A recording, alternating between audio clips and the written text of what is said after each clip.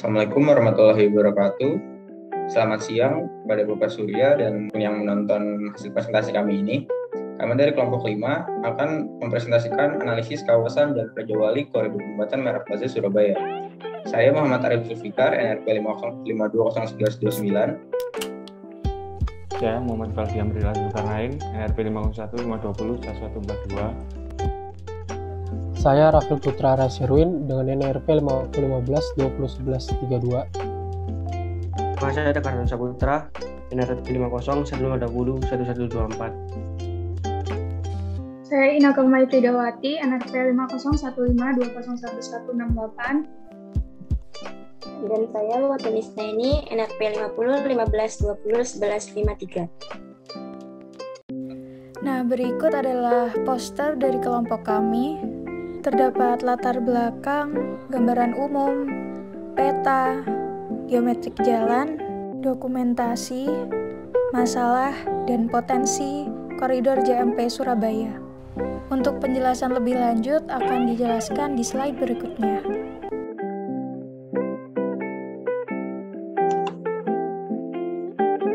Untuk pembahasan yang pertama yaitu mengenai latar belakang wilayah studi. Jalan Raja Wali Surabaya merupakan salah satu jalan besar yang sekelilingnya memiliki ikon yang menjadi daya tarik untuk wilayah tersebut, seperti keberadaan Jembatan Merah Plaza Surabaya. Analisis kondisi existing wilayah koridor Jalan Raja Wali Surabaya bertujuan untuk mengembangkan pembangunan dan infrastruktur wilayah sesuai dengan rencana tata ruang wilayah kabupaten atau kota dengan efektif dan terencana. Dengan adanya peninjauan masalah di kawasan tersebut, diharapkan mampu menjadi salah satu penyebab perkembangan koridor Jalan Raja Wali Surabaya ke arah yang lebih baik dari segi aspek sosial, aspek ekonomi, serta aspek tata guna lahan. Fungsi utama yang ada di sekitar wilayah kawasan Jalan Raja Wali Surabaya sebagaimana survei sekunder yang telah dilakukan, yaitu sebagai kawasan perdagangan, permukiman, dan beberapa fasilitas umum lainnya. Next.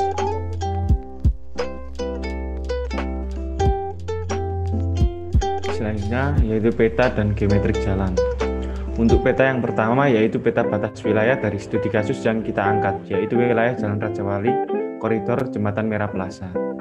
Untuk peta yang kedua yaitu peta pola ruang, di mana peta ini terbagi menjadi beberapa bagian seperti perdagangan dan jasa yang berwarna merah, perkantoran pemerintahan berwarna ungu, pemukiman berwarna kuning, dan RTA atau taman berwarna hijau. Untuk peta yang ketiga yaitu peta IPR. Peta ini berisikan KDB, KLB, dan GSB. Untuk perhitungannya, kami membaginya menjadi 5 blok. Untuk blok pertama memiliki nilai 61% KDB, 0,6 KLB, dan 3-12 meter GSB. Blok 2 yaitu memiliki 49% KDB, 1,47 KLB, 4-10 meter GSB. Blok ketiga 47% KDB, 1,9 KLB, 4-12 meter GSB. Untuk blok keempat 44% KDB, 0,8 KLB, dan 5-12 meter GSB. Dan yang terakhir blok 5 yaitu 50% KDB, 2,02 KLB, 4-11 meter GSB. Untuk peta yang terakhir yaitu bentuk visual dari wilayah yang kami bahas, yang dikerjakan dengan menggunakan software SketchUp. Selanjutnya dilanjutkan oleh Ineka. Selanjutnya saya akan menjelaskan mengenai geometrik jalan yang ada di koridor JMP, yaitu Jalan Raja Wali Surabaya. Dapat dijelaskan pada gambar berikut ini. Sistem drainase yang ada pada koridor JMP Jalan Raja Wali Surabaya ini adalah sistem drainase mikro dengan saluran tertutup. Sistem saluran mikro berupa saluran air di sepanjang jalan di sekitar bangunan, di mana air yang ditampung terbatas. Berdasarkan fungsinya, sistem drainase pada koridor ini tergolong sebagai saluran bercampur yang menggabungkan air hujan dan air limbah domestik. Sistem drainase ini selebar 1 meter. Kemudian ada trotoar dengan lebar 6 meter yang digunakan jalur pejalan kaki. Lebih tinggi dari permukaan perkerasan jalan untuk menjamin keamanan perjalanan pejalan kaki yang bersangkutan. Atau aspal sebagai prasarana transportasi darat memiliki lebar 15 meter. Terdapat juga jaringan listrik dan lampu jalan yang sudah memenuhi syarat di sana.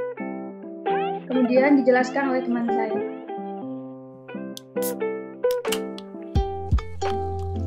Oke, baik. Selanjutnya di sini saya akan menjelaskan pada gambaran wilayah dan landmark. Yang pertama, kawasan Jalan Raja Wali merupakan salah satu kawasan yang memiliki banyak cagar budaya peninggalan bangsa Belanda. Secara administrasi, kawasan Jalan Raja Wali termasuk ke dalam Kelurahan Krembang Selatan, Kecamatan Krembang, Surabaya Utara. Wilayah studi memiliki luas sekitar 51 hektar. Pola penggunaan lahan di kawasan Jalan Raja Wali didominasi oleh fungsi perdagangan dan jasa serta perkantoran. Selain itu juga terdapat beberapa kegiatan perumahan dan fasilitas umum. Adapun batas wilayah yang ditentukan yaitu pada bagian utara berbatasan dengan wilayah Krembang Utara, bagian timur berbatasan dengan wilayah Nyamplungan, bagian barat berbatasan dengan wilayah Perak Timur, dan bagian selatan berbatasan dengan wilayah Kemayoran. Koridor Jalan Raja Wali Surabaya memiliki karakteristik wilayah yang paling menonjol pada bidang perdagangan dan jasa serta permukiman. Pada wilayah tersebut terdapat banyak bangunan yang diperuntukkan untuk kegiatan perdagangan dan jasa, yaitu taman, mal, pertokoan, perkantoran, fasilitas umum, dan lain-lain. Koridor Jembatan Merah Plaza Surabaya merupakan wilayah yang strategis dan berkembang. Hal ini dapat dilihat dari dilaluinya koridor wilayah studi dengan jalan utama, yaitu Jalan Raja Wali Surabaya. Lalu di sini pada koridor Jalan Raja Wali kami memilih landmark yaitu JMP atau Jembatan Merah Plaza. Jembatan Merah Plaza merupakan mal yang terletak di sekitar area bersejarah di Surabaya, yaitu Jembatan Merah Surabaya dan Tugu Pahlawan. Lokasinya yang strategis dekat dengan destinasi wisata lain seperti Giant, Pasar Pabean, Museum Bank Indonesia, dan Pasar Atom membuat Jembatan Merah Plaza menjadi salah satu destinasi yang wajib dikunjungi saat datang ke Kota Pahlawan, Surabaya. Letaknya berada di Jalan Taman Jayang Rono nomor 2, Krembang Selatan, Kecamatan Krembangan, Kota Surabaya, Jawa Timur. Jembatan Merah Plaza menyediakan tempat parkir yang cukup luas, sehingga bisa memarkirkan kendaraan Anda saat ingin jalan-jalan di sekitar Jembatan Merah atau sekedar refreshing bersama keluarga maupun kawan ke taman sejarah yang tepat berada di depan JMP. Namun, masih banyak ditemukan beberapa transportasi umum yang sering parkir atau berhenti sembarangan di sepanjang Jalan Raja Wali, sehingga kadang dapat menimbulkan kemacetan pada wilayah tersebut. Untuk lebih jelasnya, selanjutnya akan dilanjutkan oleh teman saya. Baik, terima kasih atas kesempatannya. Selanjutnya kami akan membahas tentang permasalahan yang ada di koridor JMP. Adapun permasalahan pertama yaitu kawasan JMP yang mayoritas adalah perdagangan dan jasa, mengakibatkan pada kawasan ini sering terjadi kemacetan pada jam-jam padat sekitar koridor JMP. Yang kedua, banyak kendaraan umum yang berhenti di bawah jalan. Hal ini juga mengakibatkan salah satu penyebab kemacetan di koridor JMP. Yang ketiga, banyak ditemukan bangunan kosong dan terbengkalai di wilayah amatan, sehingga menyebabkan wilayah tersebut terkesan angker dan kumuh. Yang keempat, penggunaan trotoar di koridor JMP masih belum maksimal. Sering ditemukan trotoar tersebut digunakan oleh PKL untuk berjualan dan juga tukang becak yang sedang menunggu penumpang ataupun sedang beristirahat. Yang kelima, ketidaksesuaian peta RJTRK dengan kondisi aslinya. Contohnya yaitu yang seharusnya wilayah kantor pemerintahan, perumahan, dan kesehatan, akan tetapi pada peta RJTRK wilayah tersebut termasuk perdagangan dan jasa. Hal ini bisa dilihat pada peta pada pojok kanan atas. Yang terakhir yaitu aspek tata bangunan di koridor JMP yang meliputi perhitungan intensitas penggunaan lahan. Terdapat satu blok yang tidak sesuai dengan ketentuan RDTR Kota Surabaya tahun 2014, yaitu ketentuan pada RDTR memuat KDB maksimalnya 50-60% dan KLB 100-250%. Adapun blok tersebut terdapat pada blok 1 yaitu wilayah Giant dengan KDB sebesar 61%. Selanjutnya akan dijelaskan oleh teman saya. Selanjutnya ada potensi. Yang pertama, potensi dari koridor JMP adalah lokasinya yang strategis dan dilalui oleh banyak kendaraan umum yang menjadikan koridor JMP adalah pusat wisatawan di daerah tersebut. Yang kedua, ada kawasan perdagangan barang dan jasa. Akibat adanya JMP Mall, jadi lingkungan sekitar sana menjadi pusat perdagangan barang dan jasa, dan di sana pun terdapat pedagang kaki lima yang berada di sekitar JMP. Yang Yang ketiga, terdapat bangunan cagar budaya yang menjadi potensi pariwisata. Contohnya adalah Hotel Arcadia yang terdapat pada gambar di bawah ini. Yang keempat, koridor JMP memiliki RTH yaitu Taman Jayabrono yang mempunyai potensi pariwisata. Lokasi dari Taman Jayabrono ini terdapat tepat di depan JMP Mall.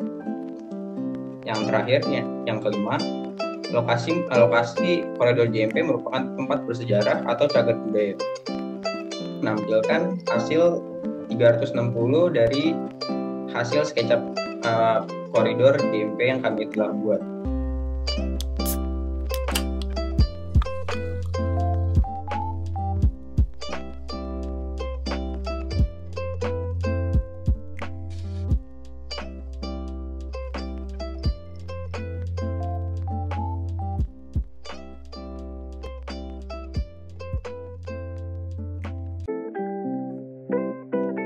Sekian presentasi dari kelompok kami.